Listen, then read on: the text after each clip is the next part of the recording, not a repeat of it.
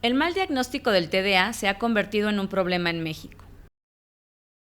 Anteriormente, inclusive estudios que se habían hecho en México, se hablaba de un 7-8% de niños con TDA.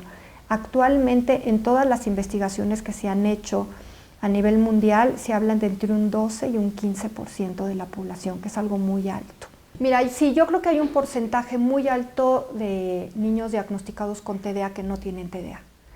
Como te digo, el diagnóstico tiene que ser muy fino, muy amplio.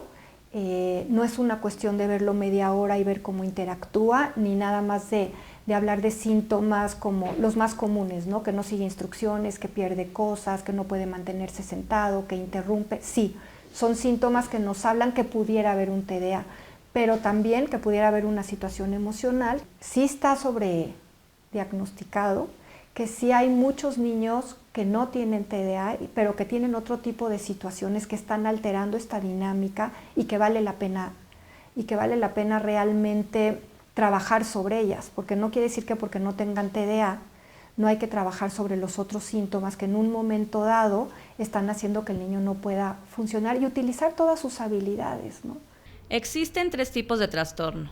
Existe el tipo inatento, que es en donde el niño no presenta ni hiperactividad ni impulsividad, más bien hay un proceso de inatención, sus periodos son muy cortos y pareciera que el niño está atento muchas veces en el salón de clases, pero su mente está en otro lado. El tipo impulsivo y o hiperactivo, en donde el niño, pues, inclusive él nos manifiesta que es como un motor interno, no puede estarse quieto, no puede mantenerse en su lugar.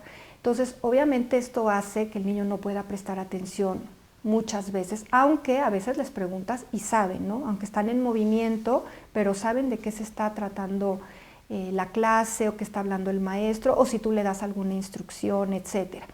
Y el combinado, en donde podemos tener la inatención y la hiperactividad y o la impulsividad.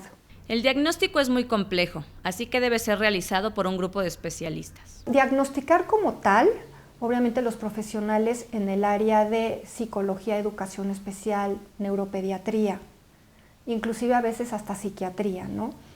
Pero la detección temprana la pueden empezar a hacer los profesores sin hacer un diagnóstico ni emitir un diagnóstico, porque ellos no están preparados para eso, porque se necesita un diagnóstico muy preciso. Es decir, no se trata nada más ni de ir al neurólogo y que lo vean en una sesión media hora y los padres que platiquen un poco del tipo de conductas que se están presentando. Eso es importante, pero no es lo único que podemos tomar en cuenta para poder diagnosticar el TDA. Hay que hacer un estudio en donde involucre la parte emocional, la parte neurológica, la parte cognitiva, la parte de atención, memoria, inclusive muchas veces lenguaje. ¿Por qué? Porque todo esto tiene una intervención importante. El TDA no es aislado, generalmente tiene comorbilidad con otro tipo de trastornos, como pueden ser de tipo emocional, problemas de aprendizaje, problemas emocionales, de lenguaje, conductuales, ¿no? Muchas veces vemos la presencia de un trastorno de conducta oposicionista. Entonces, todo esto tenemos que tomarlo en cuenta para poder hacer una labor interdisciplinaria e integral. La medicación, un tema espinoso. A veces lo ven como una solución más fácil, ¿no? Y más a corto plazo.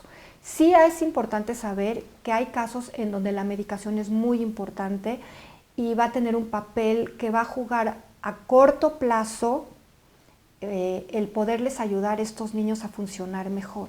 Sin embargo, tampoco es la solución aislada. No podemos pensar que solo porque tome el fármaco todo lo demás va a empezar a funcionar adecuadamente. Pero los medicamentos no son la única solución. Podemos trabajar con otras alternativas, entre las que están el neurofeedback, que es un tratamiento que se hace con computadoras, en donde inicialmente tenemos que hacer un diagnóstico neurológico. El diagnóstico revela qué áreas del cerebro deben trabajarse. Solo entonces empieza el entrenamiento.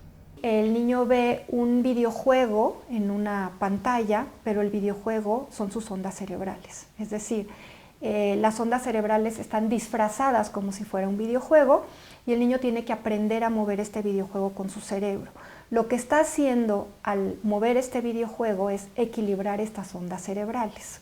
El neurofeedback ofrece resultados permanentes. Y poco a poco el paciente empieza a aprender qué es lo que tiene que hacer para poner atención, porque hay un reforzamiento visual y auditivo que le dice que el trabajo lo está llevando adecuadamente o no. Y el cerebro aprende. Ahora, claro que es más lento que un fármaco en el aspecto de ver resultados prontamente, pero el neurofeedback actúa permanentemente, es decir, lo que el cerebro va aprendiendo es algo permanente. No es una enfermedad, no es algo que se va a quitar, no hay digamos, una lesión, pero sí es una situación que persiste en el 60-70% de los casos en la edad adulta. Pero también lo más importante es que sepan que el niño puede funcionar perfectamente bien y ser exitoso. Hay mucha gente en el mundo con grandes puestos que han sido muy exitosos y que tienen un trastorno por déficit de atención. Yo les diría aquí a los padres que no esperen, que lo importante es tener un diagnóstico adecuado y ya teniendo el diagnóstico saber qué se puede hacer. Con imágenes de Jorge Maldonado, edición de Iván Martínez, reporta en ferris.com.mx Eliesheva Ramos.